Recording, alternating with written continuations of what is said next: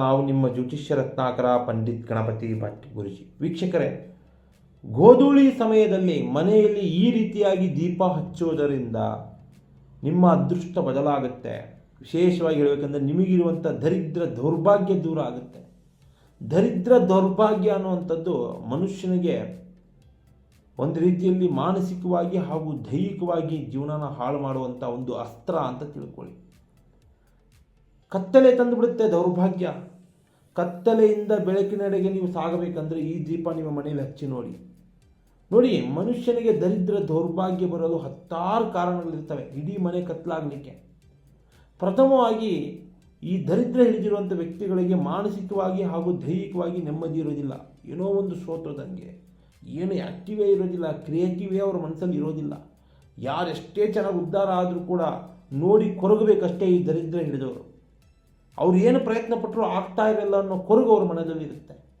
ಯಾಕಂದರೆ ಮನುಷ್ಯನ ಜೀವನವನ್ನು ಕತ್ತಲು ಮಾಡಲು ಅವನಿರುವಂಥ ವಾತಾವರಣ ಅಥವಾ ಅವರು ಇರುವಂಥ ಸವಾಸ, ಅವ್ರ ಮೇಲಿರುವಂಥ ನೆಗೆಟಿವ್ ಎನರ್ಜಿಗಳು ಕೂಡ ಪ್ರತ್ಯಕ್ಷವಾಗಿ ಪರೋಕ್ಷವಾಗಿ ಕಾರಣವಾಗಿರ್ತವೆ.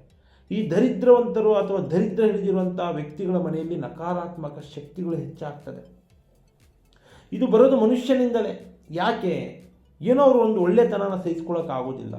ಒಬ್ಬ ವ್ಯಕ್ತಿ ಒಳ್ಳೆ ರೀತಿಯಲ್ಲಿ ವ್ಯಾಪಾರ ವ್ಯವಹಾರದಲ್ಲಿ ಸದೃಢವಾದ ಕುಟುಂಬ, ಒಳ್ಳೆಯ ರೀತಿಯ ಸಂತಾನ ತಗೊಂಡು ಅದೃಷ್ಟವಂತರಾಗಿ ಜೀವನ ಮಾಡ್ತಾ ಇದ್ದಾರೆ ಅಂದರೆ ಕೆಲವೊಬ್ಬರಿಗೆ ಅದು ಸಹಿಸ್ಕೊಳ್ಳಿಕ್ಕಾಗಲ್ಲ. ಅಂಥವ್ರ ಮೇಲೆ ದರಿದ್ರತನ ಬರಬೇಕು. ಹೇಗೆ? ತಂತ್ರದಿಂದನೋ, ಮಂತ್ರದಿಂದನೋ, ದೃಷ್ಟಿಯಿಂದನೋ, ಶತ್ರುತ್ವದಿಂದನೋ ನಕಾರಾತ್ಮಕ ಶಕ್ತಿಗಳನ್ನ ಬಿಡ್ತಾರೆ. ಅಥವಾ ಶಾಪದಿಂದನೋ ತೊಂದರೆ ಕೊಡ್ತಾರೆ. ಹೇಳ್ತಾರಲ್ಲ ಹಿರಿಕರು, ದೇವ್ರ ಕಣ್ಣಿಗೆ ಬರ್ಬೋದು, ಮನುಷ್ಯ ಕಣ್ಣಿಗೆ ಬಂದರೆ ಬದುಕೋಕ್ಕಾಗಲ್ಲ ಅಂತ. ಈ ದರಿದ್ರ ಬರಲಿಕ್ಕೆ ಮೂಲ ಕಾರಣ ಮನುಷ್ಯನ ಕಣ್ಣೆ. ಅಥವಾ ದುಷ್ಟಗ್ರಹ ಪೀಡೆಗಳ ಕಾಡಾಟ, ದರಿದ್ರ ದೌರ್ಭಾಗ್ಯ ಬರಲಿಕ್ಕೂ ಇದು ಒಂದು ಮೂಲ ಕಾರಣ ಇರ್ತದೆ. ಪೀಡೆಗಳು ಅಂತ ಹೇಳ್ತೀವಿ, ಗ್ರಹಗತಿಗಳ ಕಾಡಾಟ ಇದ್ದರೂ ಕೂಡ ಆ ವ್ಯಕ್ತಿಗೆ ದರಿದ್ರ ಯೋಗ ಬರುತ್ತೆ. ಅವರು ಅಂದುಕೊಂಡಂಥ ಪ್ರತಿಯೊಂದು ಕೆಲಸ ಕಾರ್ಯಗಳು ವಿಳಂಬ ಆಗ್ತದೆ. ಇನ್ನೇನು ಆಗುತ್ತೆ ಅನ್ನೋ ಕೆಲಸ ನಿಂತೋಗುತ್ತೆ. ಕೈಗೆ ಬಂದಿದ್ದು ತುತ್ತು ಬಾಯಿಗೆ ಸೇರೋದಿಲ್ಲ. ಇವ್ರು ಸಿಗುವಂಥ ಅವಕಾಶ ಎಲ್ಲನೂ ಅಕ್ಕಪಕ್ಕದವರು ಬಳಸ್ಕೊತಾ ಇರ್ತಾರೆ. ಅಪಮಾನ ಅವಮಾನಗಳನ್ನ ಎದುರಿಸ್ತಾರೆ. ಮಾಡೋ ಕೆಲಸನ ಕೈಯಿಂದ ತಪ್ಪೋಯ್ತಪ್ಪ ಅಂತ ಕೊರಗ್ತಾ ಇರ್ತಾರೆ.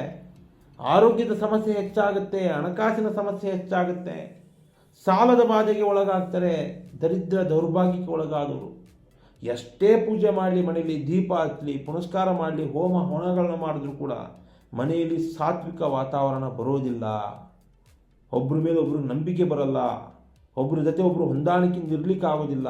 ಸುಖ ಶಾಂತಿ ನೆಮ್ಮದಿಯಿಂದ ಜೀವನ ಕಳೀಲಿಕ್ಕಾಗೋದಿಲ್ಲ. ಮನಃಶಾಂತಿ ಅಂತೂ ಇರೋದೇ ಇಲ್ಲ. ಮತ್ತು ಈ ದರಿದ್ರತನ ಮನೆಯೊಳಗೆ ಒಕ್ಕರ್ಸ್ಕೊಂತ ಅಂದರೆ ತಿಳ್ಕೊಂಬಿಡಿ, ಅವ್ರಿಗಿರುವಂಥ ಗೌರವ ಘನತೆ ಮಾನ ಸನ್ಮಾನ ಹಾಳಾಗುತ್ತೆ. ಗೌರವದಿಂದ ಮಾತಾಡ್ತಿರೋ ಜನ ಎಲ್ಲ ದೂರ ನಿಲ್ಲಿಸಿ ಮಾತಾಡ್ತಾರೆ. ಅಪಮಾನ ಅವಮಾನ ಮಾಡ್ತಾರೆ. ಶತ್ರುಗಳಾಗಿ ಕಾಡಾಟ ಮಾಡ್ತಾರೆ. ಕುಟುಂಬಸ್ಥರಲ್ಲಿ ಭಿನ್ನಾಭಿಪ್ರಾಯ ಬರ್ತದೆ. ನಂಬಿಕಸ್ಥ ವ್ಯಕ್ತಿಗಳು ಮೋಸ ಮಾಡ್ತಾರೆ. ನಿಮ್ಗಿಂತ ಚಿಕ್ಕವರು ದೊಡ್ಡವರೆಲ್ಲ ನಿಮ್ಮನ್ನು ನೋಡಿ ಆಡ್ಕೋಬೇಕು, ಆ ಮಟ್ಟಕ್ಕೆ ಹೋಗುತ್ತೆ ಈ ದರಿದ್ರ ದೌರ್ಭಾಗ್ಯ ನಿಮಗೆ ಅಂಟ್ಕೊಂಡ್ರೆ. ಇಂತಹ ದರಿದ್ರತನದಿಂದ ನೀವು ಹೊರಗೆ ಬರಲು ನಿಮ್ಮ ಮನೆಯಲ್ಲಿ ಗೋಧೂಳಿ ಲಗ್ನ ಅಂದರೆ ಅಂದರೆ ಸಂಜೆ ಸೂರ್ಯಾಸ್ತದ ಸಮಯದಲ್ಲಿ ಹಸುಗಳು ಮನೆಯೊಳಗೆ ಬರುವಂಥ ಸಮಯ ಅಂತ ಹೇಳ್ತೀವಿ ಅದನ್ನು. ಗೋಧೂಳಿ ಲಗ್ನ ಸೂರ್ಯಾಸ್ತ ಆದ ಸಮಯದಲ್ಲಿ ಮಣ್ಣಿನ ದೀಪ ತೊಗೊಂಬನ್ನಿ. ಮಣ್ಣಿನ ದೀಪದಲ್ಲಿ ನೋಡಿ ತಾಂತ್ರಿಕ ಶಕ್ತಿ ಇರುವಂಥ ಹೊಂಗೆ ಎಣ್ಣೆ ಹಾಕಿ. ಹೊಂಗೆ ಎಣ್ಣೆಯಲ್ಲಿ ಯಾರು ದೀಪ ಹಚ್ಚೋದೇ ಇಲ್ಲ ನೀವುಗಳು. ಹೊಂಗೆ ಎಣ್ಣೆ ಹಾಕಿ ನೀವು ದೀಪ ಹಚ್ಚಿ. ಹೊಂಗೆ ಎಣ್ಣೆ ಜೊತೆ ಗ್ರಹಗತಿಗಳ ಪ್ರಭಾವ ಇದೆಯಪ್ಪ. ಗ್ರಹಗತಿಗಳ ಪ್ರಭಾವಕ್ಕೆ ವಿಶೇಷವಾಗಿ ನಾವು ಹಾಕುವಂಥದ್ದು ಎಳ್ಳೆಣ್ಣೆ ಹಾಕ್ತೀವಿ ಅಥವಾ ಹರಳೆಣ್ಣೆ ಹಾಕ್ತೀವಿ.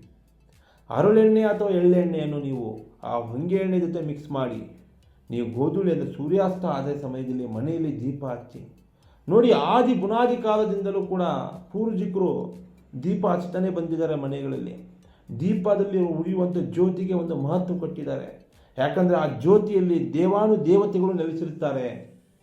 ತಂತ್ರ ಮಂತ್ರ ದುಷ್ಟಶಕ್ತಿಗಳ ಪ್ರಭಾವ ಬರೋದಿಲ್ಲ. ಲಕ್ಷ್ಮೀದೇವಿ ನೆಲೆಸಿರ್ತಾಳೆ, ದುರ್ಗೆ ನೆಲೆಸಿರ್ತಾರೆ, ಈಶ್ವರ ನೆಲೆಸಿರ್ತಾನೆ, ವಿಷ್ಣು ದೇವ ನೆಲೆಸಿರ್ತಾನೆ, ಮುಖ್ಯ ಪ್ರಾಣ ನೆಲೆಸಿರ್ತಾನೆ. ಯಾಕಂದರೆ ಎಲ್ಲ ದೇವಸ್ಥಾನಗಳಲ್ಲೂ ನಾವು ಜ್ಯೋತಿ ಬೆಳಗ್ತೀವಿ. ಆ ಜ್ಯೋತಿ ಒಂದು ದೈವ ಸ್ವರೂಪ ಅಂತ ನಾವು ನೋಡ್ತೀವಿ. ಹಂಗಂದ ಮೇಲೆ ತಾಂತ್ರಿಕ ಶಕ್ತಿ ಬಂದಿದೆ, ದುಷ್ಟಗ್ರಹ ಪೀಡೆಗಳ ಕಾಡಾಟ ಇದೆ, ಮನೆ ಮಠ ಕುಟುಂಬ ಹಾಳಾಗ್ತಾ ಇದೆ, ನಕಾರಾತ್ಮಕ ಶಕ್ತಿಯಿಂದ ಎಲ್ಲನೂ ಕಳ್ಕೊತಾ ಇದ್ದೀರಾ, ಸಾಲಬಾಧೆಗೆ ಗುರಿಯಾಗಿದ್ದೀರಾ, ಕಿಂಚಿತ್ತು ಮನೇಲಿ ನೆಮ್ಮದಿ ಇಲ್ಲ, ಅಷ್ಟು ದರಿದ್ರ ಹಿಡಿದಿದೆ, ಮಕ್ಕಳು ಚಂಡಿ ಹಿಡಿದಿದ್ದಾರೆ, ಮನೆಯಲ್ಲಿ ಸುಖ ಬೇಕು, ಶಾಂತಿ ಬೇಕು, ನೆಮ್ಮದಿ ಬೇಕು, ಸಾತ್ವಿಕ ವಾತಾವರಣ ಬೇಕು, ಸಮಾಧಾನದ ಜೀವನ ನಾವು ಮಾಡಬೇಕು ಅಂದರೆ ವೀಕ್ಷಕರೇ, ಸೂರ್ಯಾಸ್ತದ ಸಮಯದಲ್ಲಿ ಒಂದು ಮಣ್ಣಿನ ದೀಪದಲ್ಲಿ ಹೊಂಗೆ ಎಣ್ಣೆ, ಅದ್ರ ಜೊತೆಗೆ ಹರಳೆಣ್ಣೆ ಅಥವಾ ಎಳ್ಳೆಣ್ಣೆನ ನೀವು ಮಿಕ್ಸ್ ಮಾಡಿ ದೀಪ ಹಚ್ಚಿ, ಆ ಉರಿಯುವ ಜ್ಯೋತಿನ ನಿಮ್ಮ ಮನೆಯನ್ನು ಕಾಪಾಡುತ್ತೆ, ನಕಾರಾತ್ಮಕ ಶಕ್ತಿಗಳನ್ನ ಹೊರಗೆ ಹಾಕುತ್ತೆ. ಮಾಟ ಮಂತ್ರ ತಂತ್ರ, ಮನುಷ್ಯನ ದೃಷ್ಟಿ, ಕ್ರಿಮಿ ಕೀಟ ಪ್ರಾಣಿ ಪಕ್ಷಿಗಳ ದೃಷ್ಟಿ ಯಾವುದೇ ಇರ್ಬೋದು, ಯಾವ ರೀತಿಯಿಂದಾದರೂ ನಿಮಗೆ ತೊಂದರೆ ಆಗಿರ್ಬೋದು, ಸಮಸ್ಯೆ ಬರ್ಬೋದು. ಆದರೆ ಹೊಂಗೆ ಎಣ್ಣೆ ದೀಪ ನೀವು ಮನೇಲಿ ಹಚ್ಚಿ ನೋಡಿ, ನಿಮ್ಮ ಅದೃಷ್ಟ ಬದಲಾಗ್ತದೆ, ನಿಮಗೆ ಹಿಡಿದಿರುವಂಥ ದರಿದ್ರ ದೂರ ಆಗುತ್ತೆ, ದೌರ್ಭಾಗ್ಯ ದೂರ ಆಗುತ್ತೆ. ಒಮ್ಮೆ ಪ್ರಯತ್ನ ಮಾಡಿ ನೋಡಿ, ಇದರ ಪರಿಹಾರ ಒಂದು ತಿಂಗಳ ಒಳಭಾಗದಲ್ಲಿ ನಿಮಗೆ ಸಿಕ್ಕೇ ಸಿಗುತ್ತೆ ವೀಕ್ಷಕರೇ. ಹಾಗೆ SR ಕನ್ನಡ TV ಚಾನಲನ್ನು ಸಬ್ಸ್ಕ್ರೈಬ್ ಮಾಡ್ಕೊಳ್ಳಿ. ಒಳ್ಳೊಳ್ಳೆ ವಿಡಿಯೋಸ್ಗಳನ್ನ ಪಡಿತಾ ಇರ್ತೀವಿ. ರಾಶಿ ನಕ್ಷತ್ರಗಳ ಬಗ್ಗೆ, ತಂತ್ರ ಮಂತ್ರಗಳ ಬಗ್ಗೆ ವಿಶೇಷವಾಗಿ ಪರಿಹಾರ ಕೊಡ್ತೀವಿ. ಚರ್ಚೆ ಮಾಡಿ, ವಿಮರ್ಶೆ ಮಾಡಿ, ನಿಮ್ಮ ಸಮಸ್ಯೆಗಳ ಬಗ್ಗೆ ಪರಿಹಾರ ತಿಳಿಸ್ತೀವಿ. ಸ್ಕ್ರೀನ್ ಮೇಲೆ ನಂಬರ್ ಹೋಗ್ತಾ ಇರ್ತದೆ, ಕಾಲ್ ಮಾಡಿ ವೀಕ್ಷಕರೇ. ನಮಸ್ಕಾರ. ಸರ್ವೇ ಜನೋ ಸುಖಿನೋ ಭವಂತು.